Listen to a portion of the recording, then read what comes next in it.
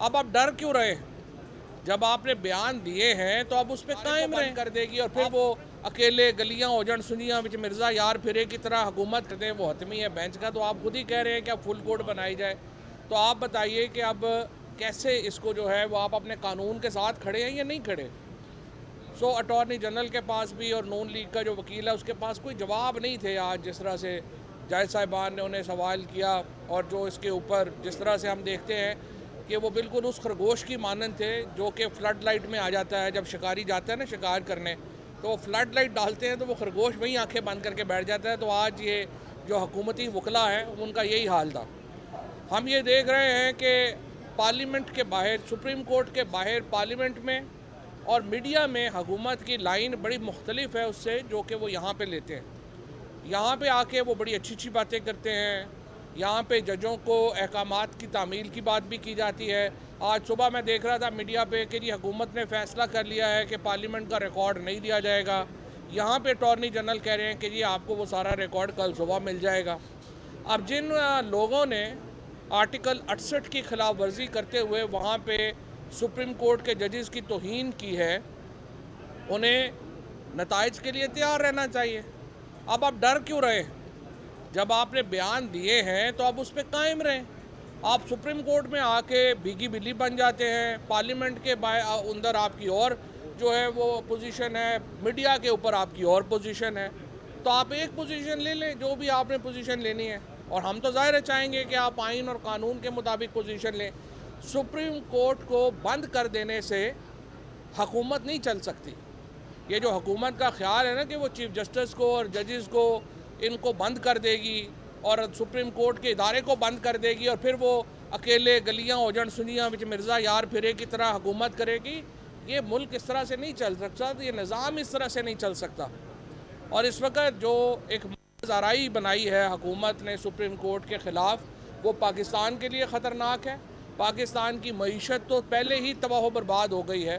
ابھی آپ نے دیکھا کہ پاکستان کی فورن پالیسی کا حال آپ نے دیکھ لیا، جو بلاول بھٹو انڈیا گئے بغیر سوچے سمجھے منہ اٹھا کے چلے گئے، اور وہاں پہ جو بے عزتی کروائی انہوں نے اپنی بھی اور پاکستان کی بھی۔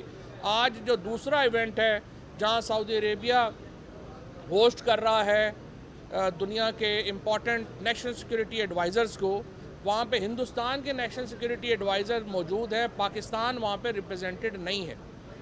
پاکستان کے وزیر اعظم اس وقت بادشاہ صاحب کی جو کورونیشن ہے اس میں پہنچے ہوئے ہیں، اور مقصد صرف یہ ہے کہ اپنے بھائی کے ساتھ وقت گزار سکیں جو کہ مفرور ہے اور پاکستان نہیں آ سکتے۔ پاکستان کے اندر جو حالات ہیں ان میں آپ دیکھ لیں کہ ہماری اس وقت فورن پالیسی کہاں پہ کھڑی ہے۔ ہم دنیا میں اکیلے کھڑے ہوئے ہیں، معیشت کی ہماری تباہی اتار دی ہے انہوں نے۔ ہر آدمی جو 20,000 روپے سے لے کے 1.5 لاکھ روپے تک کمانے والے شخص کی کمر توڑ دی گئی، کسی کو سمجھ نہیں آ رہا کہ کیا ہونا ہے۔ اس کے اوپر صرف 8, 10, 15 لوگ اپنی کرسیوں سے چمٹے رہنے کے لیے تمام اقدامات کر رہے ہیں۔ ہم نے پاکستان کے اندر جو چین کے وزیر خارجہ تشریف لائے ہیں، انہوں نے بہت اہم پیغام دیا ہے۔ انہوں نے پاکستان میں سٹیبلٹی کا پیغام دیا ہے، اور پاکستان میں سٹیبلٹی صرف الیکشنوں سے آ سکتی ہے جب پاکستان کے لوگوں کو آپ یہ موقع دیں کہ وہ اپنے حکمران چوز کریں۔ آج پاکستان کی 75% آبادی، پنجاب اور خیبر پختونخوا کی آبادی نامینیٹڈ گورنمنٹس کے انڈر ہے، نامزد حکومتوں کے انڈر ہے جو غیر آئینی ہے۔ انشاءاللہ جب بھی ہمیں موقع ملا، سی ایم پنجاب محسن نقوی اور خیبر پختونخوا کے چیف منسٹر، ان کو آرٹیکل 6 میں ہم ٹرائی کریں گے، ان کی کابینہ کو آرٹیکل 6 میں ٹرائی کریں گے، کیونکہ 90 دنوں کے بعد آپ جس طرح سے وہ ایڈمنسٹریشن کر رہے ہیں، جس طریقے سے وہ چیکس جاری کر رہے ہیں، یہ سارے ان کے پرسنل اکاؤنٹ سے جو ہے وہ نکلنے ہیں۔ ان کو کوئی حق نہیں ہے پاکستان کے آئین میں کہ یہ حکومت کریں۔ انہیں خود ان میں تھوڑی سی غیرت ہوتی ہے، خود ریزائن کر دیتے، لیکن یہاں تو وزارتیں پیسے دے کے لی گئی ہیں، کروڑوں روپے سے تو آپ جو ہے یہاں پہ وزیر بنے ہیں۔ ذرا لسٹ نکلوائیں پنجاب کی کابینہ میں کون کون لوگ شامل ہیں، اور خیبر پختونخوا میں کون کون لوگ شامل ہیں، گورنر خیبر پختونخوا جو ہے وہ کون ہے، اور یہ کیسے لگے ہیں۔ یہ سارے آپ کو خود ہی پتہ چل جائے گا کہ یہ کون لوگ ہیں اور کیسے حکومت کر رہے ہیں۔ ان تمام لوگوں کے اوپر انشاءاللہ تحریک انصاف کی جب بھی وقت بدلتا ہے، حکومت عوام کی حکومت آئے گی، انہیں عوام کو جواب دینا پڑے گا۔ اور جس طریقے سے ہم دیکھ رہے ہیں کہ ایک عمران خان کے اوپر جو بار بار بات کی جا رہی ہے کہ انہوں نے کیوں کہا جی کہ تفتیش کی جائے ایک میجر جنرل صاحب سے بھی. سوال یہ ہے کہ جب آپ کے اوپر یہ کہا جاتا ہے کہ آپ ایک شک کا اظہار کریں گے, تفتیش ہوتی ہے. مریم نواز نے ایک سٹنگ بریگیڈیئر صاحب جو ہیں ان کے اوپر شکایت کی, بلاول بھٹو نے ان کو ہٹا دیا گیا. اس وقت کے ڈی جی سی کو پی ایم ایل این کی شکایت کے اوپر ہٹا دیا گیا. اور یہی طریقہ ہوتا ہے, آپ نے دوسروں کو مطمئن کرنا ہوتا ہے. اگر آپ کے اوپر کوئی الزام ہے تو اس کا مطلب یہ نہیں ہے کہ اس الزام کو ریٹریٹ نہ کیا جائے, بات ہی نہ کی جائے. اس الزام کی تحقیق اور تفتیش ہونی چاہیے اور یہ اطمینان ہونا چاہیے کہ آپ بے گناہ ہیں. طریقہ کار یہ ہوگا, طریقہ کار یہ نہیں ہوگا کہ کوئی سوال ہی نہ کرے, کوئی بات ہی نہ کرے.